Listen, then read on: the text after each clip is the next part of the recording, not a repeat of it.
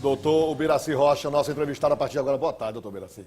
É um prazer recebê-lo aqui. O senhor tem que vir mais vezes à bancada, né? Até para eu não cometer a indelicadeza de trocar seu sobrenome, né? Ele estava reclamando que a gente não convida ele. Eu, não pode dizer isso. Eu não posso convidar, quem tem que convidar. Não, senhor, o senhor tem autonomia para isso. É tudo. Ó, se há culpa, vamos dividi-la. Mas ele tem a dele de manhã. Equitativamente. Ele tem de manhã, lá uns 15 minutos. Não ainda tem, você tem aquele pedacinho à noite lá. Eu não, quem tem a TV. Eu tenho aonde? Tudo culpado. O senhor tem aqui. Eu tenho com você aqui. Lá. Só nós temos aqui, só. Doutor Ubiraci, o senhor vai Ninguém tem nada aqui, quem tem a TV. Um encontro importante em novembro e um dos temas é o feminicídio. Eu queria iniciar essa entrevista tratando sobre esse tema, que ainda há muita dúvida com relação a isso, na hora de você conceituar, caracterizar o crime como um feminicídio. E há, inclusive, críticas, né, com relação a isso. Eu diria até críticas machistas com relação a isso. O que o senhor pode nos adiantar sobre esse tema, doutor Ubiraci? Bem, Tony, primeiro boa tarde a todos. Essa questão do feminicídio hoje é uma questão recorrente, não só no país, mas como de resto... No mundo. Né? No mundo. O que nós vamos fazer lá no México, nós recebemos convite de uma universidade mexicana para participar de um congresso a nível internacional de direito penal e direitos humanos. Sim, senhor. E um outro convite feito pelo Ministério Público mexicano, em que eu vou falar para promotores sobre essa questão do feminicídio. Veja, o feminicídio, ele se caracteriza quando há a morte da mulher em razão do gênero ou, segundo a lei, há um menosprezo à condição de mulher. Caracterizadas essas duas hipóteses, se caracteriza o feminicídio. Ou seja, não necessariamente a morte de uma mulher é efetivamente feminicídio. Ela só se caracteriza como feminicídio na medida em que há a questão do menosprezo à condição de mulher e a questão do gênero. Isso que define basicamente o...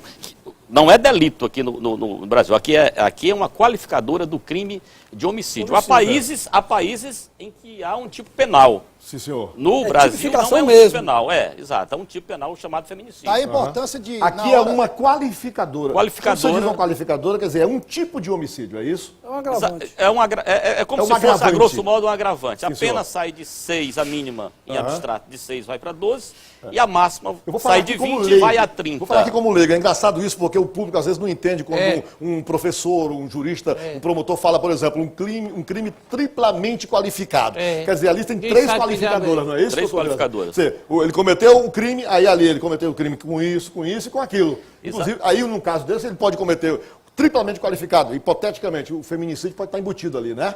Sem dúvida. Sim, senhor. Eu tenho um caso prático aqui, esse crime do tenente em relação àquela moça A ali, jovem. a jovem, Sim. a Nossa Senhora de Fátima, nós denunciamos por um homicídio triplamente qualificado. Lá nós temos a motivação torpe, a impossibilidade de defesa da vítima. Sim. E nós temos também o feminicídio. São três qualificadoras, né? E neste Porque caso tem a específico, questão do onde é gênero. que está identificado o feminicídio? Nesse caso Nesse específico caso do tenente, específico. veja bem, a forma como ele atuou para matar a moça é de total desprezo à condição de mulher. Ele se sentiu um cidadão extremamente, enquanto homem superior dono dela. Era uma propriedade. Era uma propriedade dele. No momento que ele ficou insatisfeito, segundo ele, com o comportamento dela, ele assumiu uma postura que é bem retratada pelos estudiosos, inclusive a questão que vem daí, da questão da estratificação social. Essa é uma questão histórica, não só do país, mas como de resto de toda a América Latina. O homem latino é, via de regra, um machista. Ele tem essa formação e ela se estrutura exatamente da forma como a sociedade está. Nesse caso aí desse tenente, o senhor me ajude aqui, eu tive a informação que a moça que está, as amigas dela, prima, Tem uma irmã e uma amiga.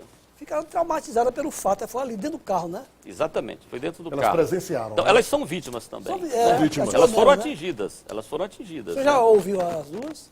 Não, isso está marcado para o dia 22 de novembro, a audiência Não de consegue instrução, esquecer né? a cena, viu, Tony? A irmã dela tinha decidido ficar lá na terra dela, mas já voltou para Teresina, decidiu Acompanhar. Exatamente. continuar o curso. O curso. Ah, sim. Foi Certo. mandado uma Assim, precatória. importante só dizer o seguinte, o senhor falou que isso tem que ser definido. a questão do gênero, da superioridade, da importância do trabalho, Tony, da polícia, que quando chega no local do crime e tem os primeiros contatos com os envolvidos, é importante esse trabalho ser muito bem feito para que haja essa definição e essa separação, se a morte daquela mulher foi um feminicídio ou não foi feminicídio. Sem dúvida, Douglas. Isso, inclusive, eu vou ventilar na palestra que vou proferir aos promotores mexicanos. Porque lá o título, o tema da minha palestra é como se investiga, como se acusa um delito de feminicídio. Experiência brasileira. O que você vai dizer para ele? Então, veja bem, resumidamente, eu vou dizer que é necessário que as instituições, em face dessa realidade de menosprezo à condição de mulher, do homem se colocar numa posição, no status de superioridade em relação à mulher, é necessário que as instituições todas compreendam a questão do gênero.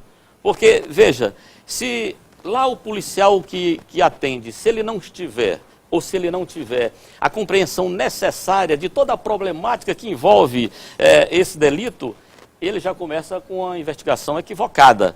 E isso, se chega lá no Ministério Público para fazer a denúncia, e o promotor que recebe, que vai fazer a denúncia, ele, na verdade, é um machista, é um discriminador, ele vai levar essa ideia até o júri. E lá, com certeza, ele não vai obter muito sucesso. É necessário também que os órgãos do Poder Judiciário também tenham essa compreensão exata do que significa efetivamente esse problema. Doutor Biraci, mas aí nós não teríamos assim, tipo como a Justiça do Trabalho está sendo acusada agora, de qualquer ação, pronto, já pró-trabalhador, pró-reclamante. Pró-acusado, no aí caso? se nós tivermos um núcleo ideológico, ele vai ter também a capacidade de discernir se há mesmo ali elementos para ser enquadrado o caso no feminicídio ou não? Veja bem, Feitosa, olha, a polícia ela pode investigar de uma forma e, de repente, caracterizar ao final, no seu relatório, que houve um feminicídio. Mas, quando chega ao Ministério Público, pode muito bem o promotor que receber entender, porque é o promotor que faz esse juízo de valor sobre o trabalho feito pela polícia, entender que ali não se trata de uma questão de feminicídio, de não está caracterizado o menosprezo à condição de mulher ou a superioridade do homem em relação a essa condição de mulher. Então, o promotor pode muito bem não denunciar dessa forma. Já houve casos aqui em que eu recebi que foi caracterizado pela polícia como feminicídio, mas eu não o enquadrei dentro do... Já houve isso? Já houve. Eu entendi de uma forma diversa. Que havia uma outra qualificadora, por exemplo, poderia ser motivo fútil, poderia ser motivo torpe, impossibilidade de defesa da vítima, mas não se caracterizava o feminicídio. Então, esse juízo de valor é feito pelo Ministério Público. É feito pelo Ministério Público. E aí, nós temos que levar isso do que eu rei de toda a instrução para que chegue até o júri popular. Doutor Biraci, até que ponto a questão econômica ela é determinante para isso? Porque você fala muito, no interior, as pessoas mais simples, mais pobres e tal. E já há indicativos claros de que na alta sociedade, onde há um grande poder econômico, há muito essa preponderância masculina sobre a feminina e o domínio do homem sobre a mulher pela questão financeira. O senhor tem algum dado sobre isso, algum diagnóstico, alguma informação a nos dar a esse respeito? Tenho sim. Veja bem, essa questão do feminicídio, ela em verdade, ela começou no México. Ela começou numa cidade chamada Ciudad Juárez, na fronteira do México com os Estados Unidos. Isso. O que é que ocorria lá? Juárez.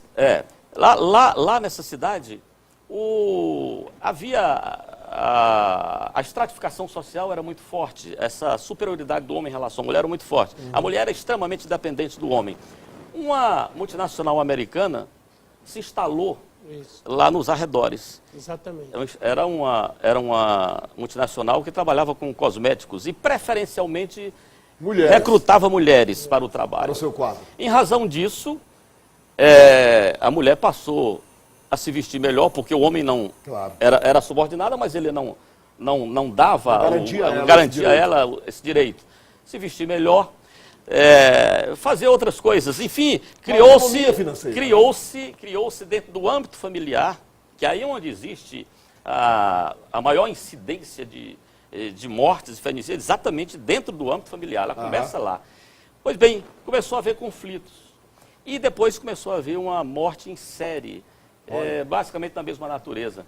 Há uma estudiosa mexicana chamada Lagarde, ela começou a perceber esse fenômeno e passou a fazer um estudo a respeito disso e constatou que ali havia algo diferente.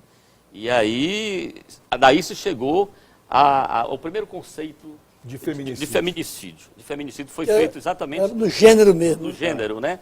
Então, veja bem, isso se irradiou para o mundo. Hoje a preocupação de todos os países no mundo, principalmente os países latinos, têm uma preocupação muito grande. Há que se colocar que o Brasil é refratário, foi basicamente o último dos países a ter uma legislação a respeito disso. Nós temos 3 legislações extremamente importantes, não obstante ter sido refratário. Hoje, do ponto de vista da legislação, o Brasil, é um país avançado, hoje reconhecido pela ONU, inclusive. Teve a Convenção de Belém, em 94, começou aí. Depois veio a Lei Maria da Penha, em 2006. O instrumento, segundo a ONU... A Convenção de Belém tratou sobre o que especificamente?